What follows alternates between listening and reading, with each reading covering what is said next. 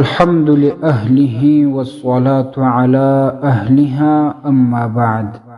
عزیزو یورور ډیره مهمه پوښتنه کړې ده چې په هغه لمانځه کې چې قرأت پټ ویل کیږي د دغه پټ قرأت ویلو اندازه څومره ده؟ په دې اړه فقهای کرام څه وایي؟ معارف الاسلام اداره.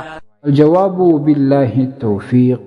محترمو، د راجح قول پر اساس باندې په هغه لمانځه کې چې قرأت پټ پکښې ویل کیږي د دې پټ ویلو اندازه دومره ده چې دا قرأت به خپله اوري. دی چې کم قرأت وایي د ده غوږونه به اورېدل کوي.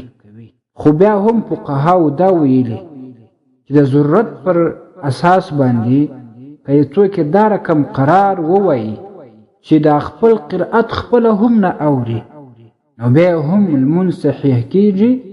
خو غوره او بهتره دا ده چې په دغه رقم اندازه پټ قرأت ووایي چې خپله یې واوري.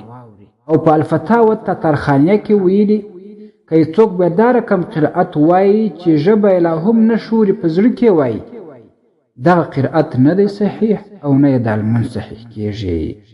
رد المحتار اول جلد 395 صفحه، خلاصة الفتاوى اول جلد 95 صفحه، الفتاوى التتارخانية دویم جلد 60 صفحه، التحتوي على الدر المختار دویم جلد 290 صفحه.